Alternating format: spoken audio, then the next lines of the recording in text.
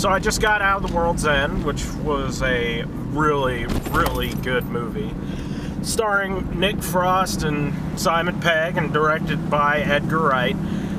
It's the tale of a whole bunch of high school pals getting back together and heading back to their hometown of Newton Haven to complete a task they couldn't complete in high school. Go to all 12 pubs in one night, starting at the first post and ending at the World's End.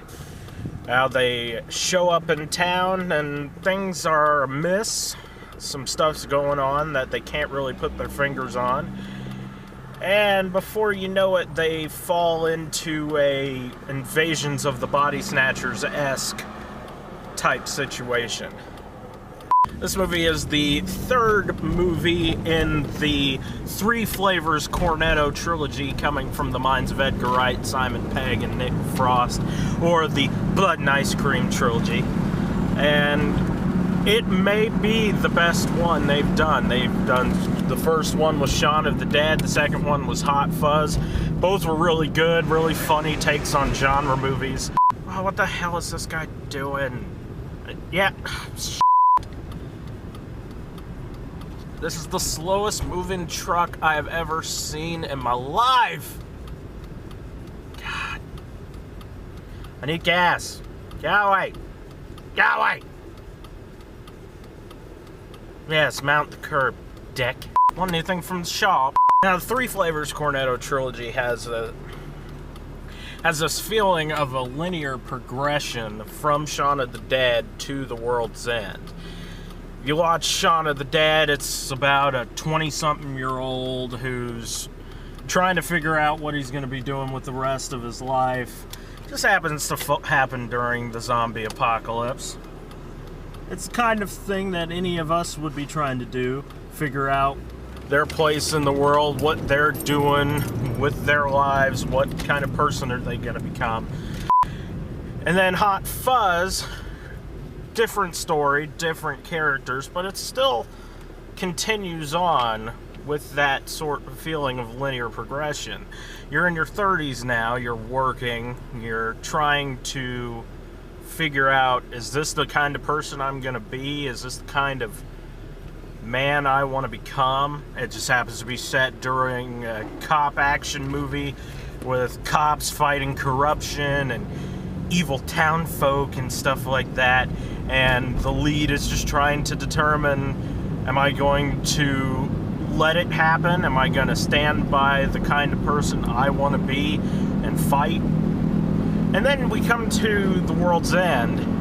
Completely different story, different genre, but it's further on in this linear progression of storytelling that they've come up with, where our lead is a bit of an asshole. He's 40, still reminiscing and waxing poetic about one night from his high school days. And every one of his friends has moved on. They're living a good life. They have wives, they have families, they are healthy, and don't drink all the time like our lead Gary does. And he wants to relive the glory days. Can you go home and relive the folly of youth? Which is basically what it is. He's Simon Pegg's character. This is the best character he's done in however many movies he's been in, because he's so complex.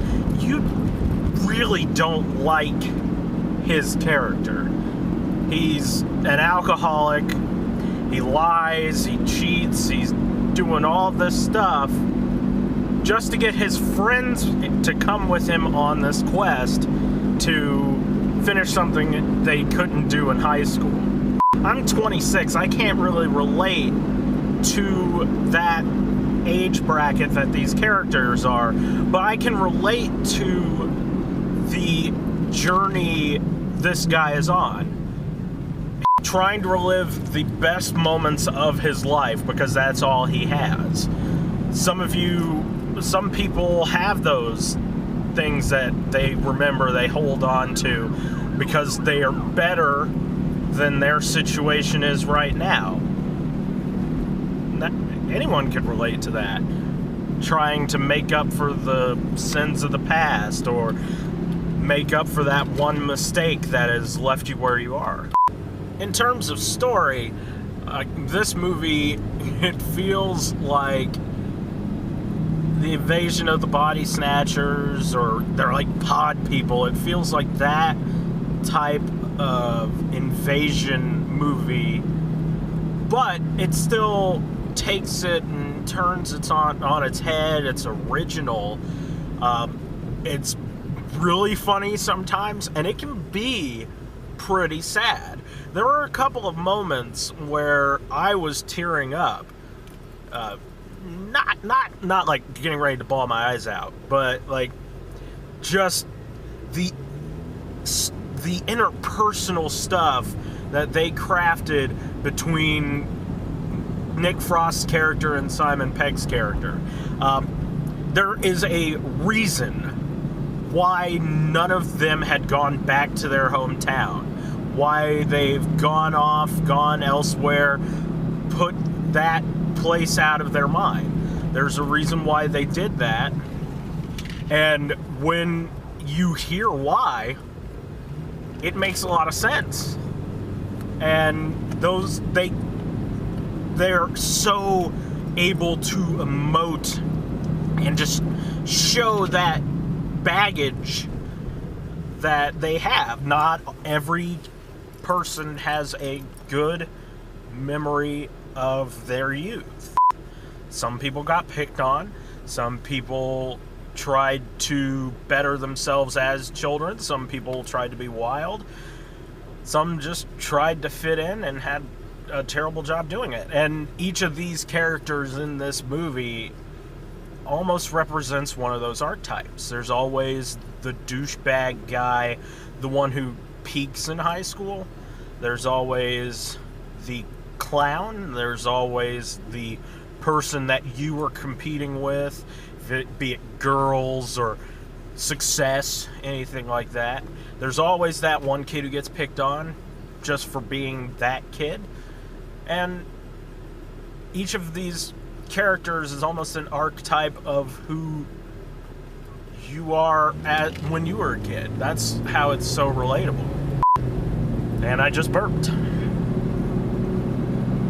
Now, it takes a moment. The movie takes about a half hour to about 45 minutes to get to the action. But those first few minutes,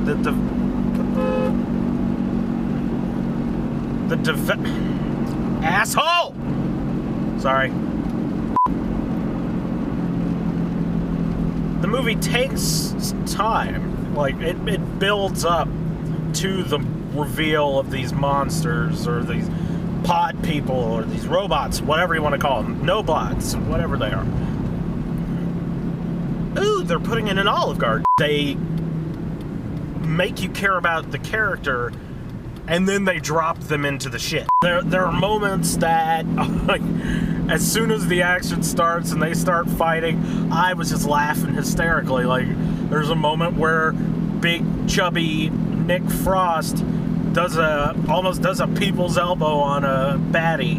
And I was just sitting there like, laughing hysterically. And then there were moments where I was laughing at stuff that other people weren't laughing at in the theater, just because I have a goofy sense of humor that way. But it's the same kind of sense of humor that these guys have that made this movie. And there were moments where I was choked up. There were moments that were incredibly bleak and sad that were perfectly done. Hats off to Nick Frost and Simon Pegg. There's a scene where they finally have it out and are crying and punching each other and fighting, and it's a great scene. You could have seen that in a drama starring Ben Affleck and Matt Damon. Is The World's End worth your time, your money, your gas?